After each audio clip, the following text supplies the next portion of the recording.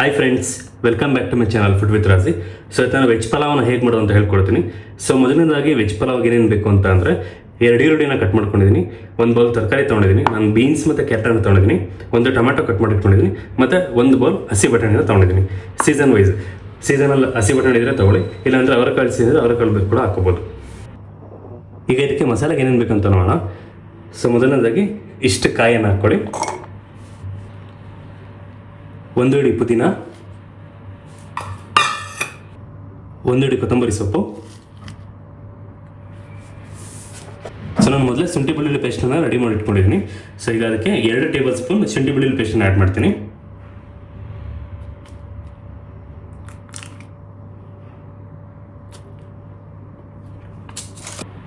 ಒಂದು 3 ಹಸಿಮೆಣಸಿನ್ಕಾಯಿ, ಖಾರ ಇಷ್ಟಪಡೋರು ಇನ್ನೊಂದು ಮೆಣಸಿನ್ಕಾಯಿ ಕೂಡ ಹಾಕೋಬೋದು.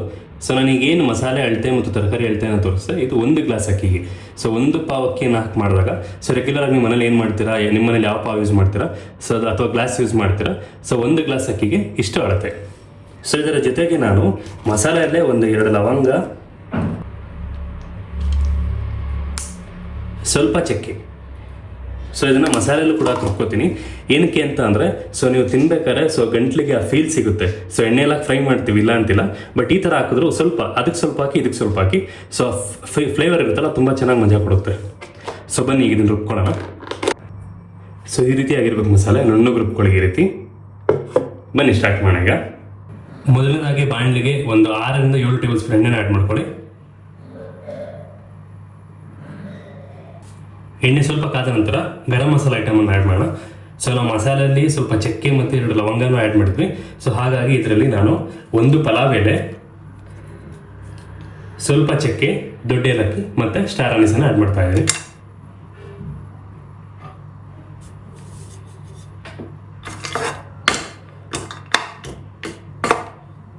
ಎಲ್ಲವನ್ನು ಫ್ರೈ ಮಾಡ್ಕೊಳ್ಳಿ ಸ್ವಲ್ಪ. ಸೊ ಗರಂ ಮಸಾಲೆ ಆದ ನಂತರ 2 ಈರುಳ್ಳಿ ಏನು ಕಟ್ ಮಾಡ್ಕೊಂಡಿದ್ದೆ ಅದನ್ನು ಆ್ಯಡ್ ಮಾಡೋಣ.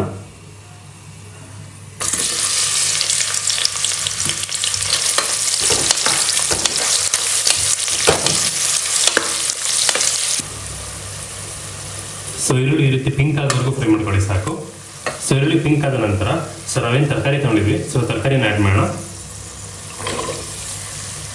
ಮತ್ತು ಒಂದು ಟೊಮೆಟೊನ ಆ್ಯಡ್ ಮಾಡ್ಕೊಳ್ಳೋಣ.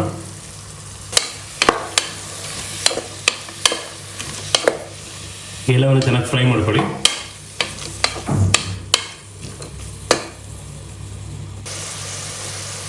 ಸೊ ತರಕಾರಿ ಸ್ವಲ್ಪ ಫ್ರೈ ಆದ ನಂತರ ಬಟಾಣಿನ ಆ್ಯಡ್ ಮಾಡ್ಕೊಳ್ಳಿ. ಇದಕ್ಕೆ ಎಲ್ಲವನ್ನು ಚೆನ್ನಾಗಿ ಫ್ರೈ ಮಾಡ್ಕೊಳ್ಳಿ.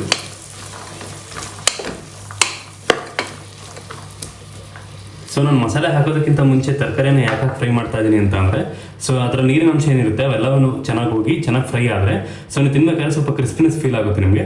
ಸೊ ತರಕಾರಿ ಸ್ವಲ್ಪ ಫ್ರೈ ಮಾಡ್ಕೊಂಡು ನಂತರ ಮಸಾಲೆನ ಹಾಕಿ ಫ್ರೈ ಮಾಡ್ಕೊಳ್ಳಿ.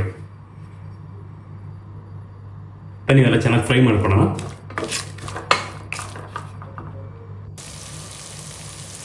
ಸೊ ತರಕಾರಿ ಚೆನ್ನಾಗಿ ಫ್ರೈ ಆಗಿದೆ. ಈಗ ಮಸಾಲೆನ ಆ್ಯಡ್ ಮಾಡ್ಕೊಳ್ಳೋಣ. ಇದಕ್ಕೆ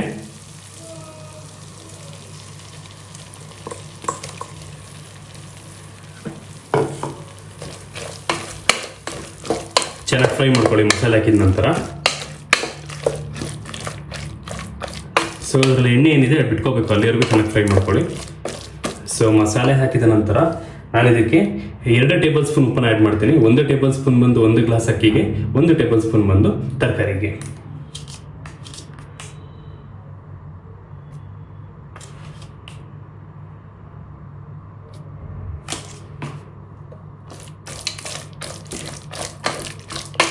ಒಂದು ಟೇಬಲ್ ಸ್ಪೂನ್ ಧನಿಯಾ ಪೌಡರ್,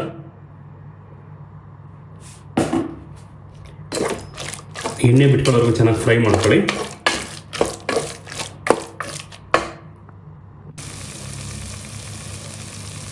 ಸೊ ಈ ರೀತಿ ಎಣ್ಣೆ ಬಿಟ್ಕೊಳ್ಳೋವರೆಗೂ ಫ್ರೈ ಮಾಡ್ಕೊಳ್ಳಿ. ಮಸಾಲೆ ಫ್ರೈ ಆದ ನಂತರ 2 ಗ್ಲಾಸ್ ನೀರನ್ನು ಆ್ಯಡ್ ಮಾಡ್ತೀನಿ ಇದಕ್ಕೆ.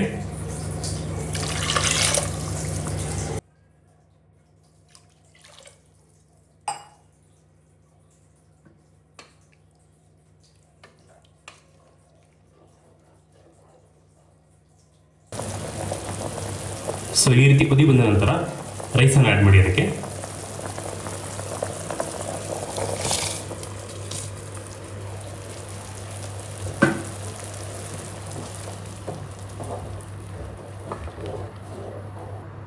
ನಂತರ ಅರ್ಧ ನಿಂಬೆಹಣ್ಣನ್ನು ಆ್ಯಡ್ ಮಾಡಿ ಅದಕ್ಕೆ.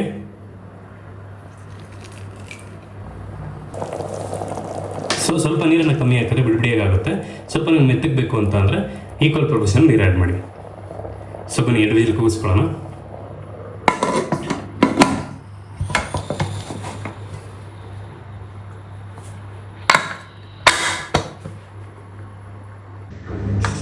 ಸೊ ವಿಜಿಲ್ ತಣ್ಣಗಾಗಿದೆ, ಬನ್ನಿ ಓಪನ್ ಮಾಡೋಣ.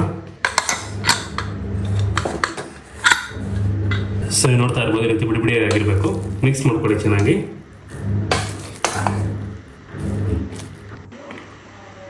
ಸೊ ನೀವು ನೋಡ್ತಾ ಇರ್ಬೋದು ಫೈನಲ್ ಆಗಿ ಈ ರೀತಿ ಆಗಿದೆ. ಬನ್ನಿ ಟೇಸ್ಟ್ ಮಾಡೋಣ.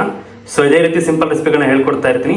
ಎಲ್ಲರೂ ತಪ್ಪದೆ ನನ್ನ ಚಾನಲನ್ನು ಲೈಕ್ ಮಾಡಿ, ಶೇರ್ ಮಾಡಿ, ಸಬ್ಸ್ಕ್ರೈಬ್ ಮಾಡಿ. Thank you.